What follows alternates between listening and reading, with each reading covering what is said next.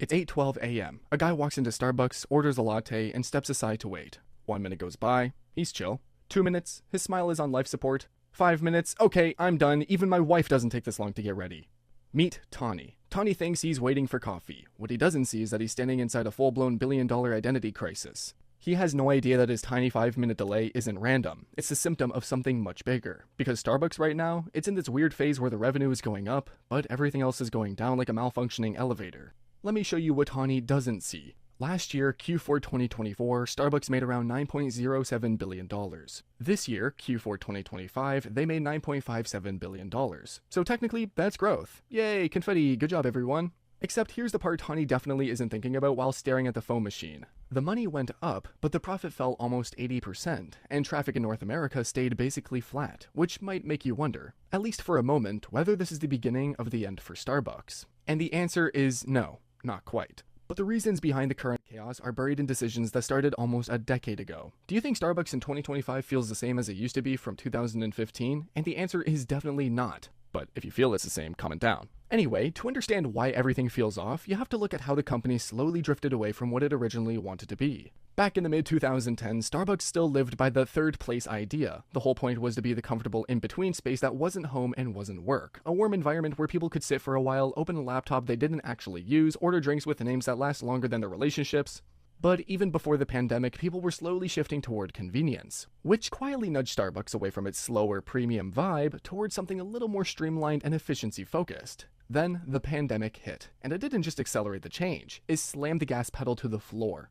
Overnight, the Starbucks third place disappeared, not metaphorically, literally. Chairs were pulled out, cafes shut down, mobile orders became the default, delivery apps swarmed the stores, and drive-thrus transformed from a convenience feature into the backbone of the entire company. The business had to survive, and the fastest way to do that was to redesign everything around speed, output, and efficiency, instead of the slow, cozy atmosphere that built the brand in the first place. And once the world was COVID-proof again, Starbucks found itself stuck in this hybrid form, technically still calling itself a premium cafe, but operating internally like a high-volume coffee factory where the priority is moving drinks out as fast as humanly possible, even if the experience feels nothing like the company's original vision. And who do you think is the real victim here? The customers? The workers? Or the CEO?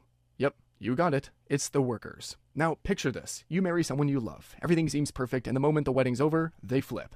They show their real personality, file for divorce, and walk away with half your life savings. That's basically what Starbucks workers went through. For years, the company called them partners, which sounds sweet and respectful until the workload exploded. Shareholder pressure kicked in, targets got insane, and suddenly these partners were being treated more like side characters in someone else's story.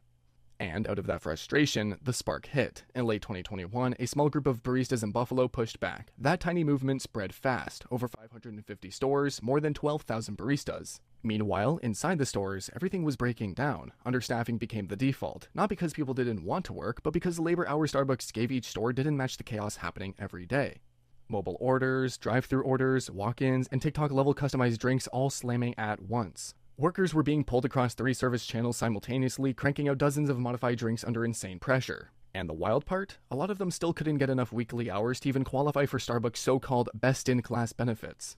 And the craziest part about Tawny's 5-minute wait is that it isn't a glitch, it's the new normal. The store experience didn't collapse because baristas suddenly got slower or lazier. It collapsed because the entire system shifted towards speed and mobile orders so aggressively that the walk-in customer became an afterthought, like someone showing up to a party that already started 2 hours ago.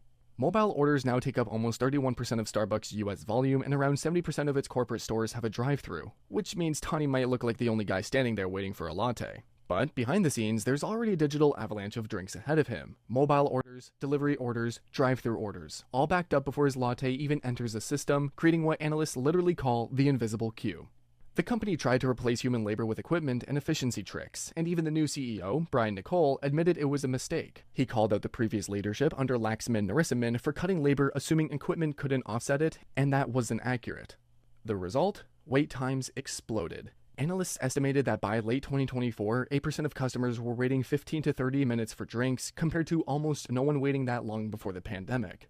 Meanwhile, occasional customers, the ones who don't use the app, pulled back hard. So the experience got worse, the wait got longer, and the only thing going up was the price. And Tawny is standing right in the middle of it. Starbucks isn't just fighting one competitor, it's getting squeezed from every direction. And honestly, once you see the landscape, you start to realize why the 2025 Starbucks feels nothing like the 2015 version. First, the value and speed attack. Dunkin' and McDonald's, or McCafe, aren't trying to be fancy. They're cheap, fast, and everywhere. Their whole strategy is simple menus plus quick drive-thrus equals daily commuters locked in. And it works. Every time Starbucks raises its prices, these guys quietly scoop up the price-sensitive regulars. What do you think? Would you pay $6.50 for a latte when a $2.51 gets you through the morning? Exactly. So Starbucks feels the pressure to stay premium while also competing with brands that don't even pretend to be premium. Second, the Gen Z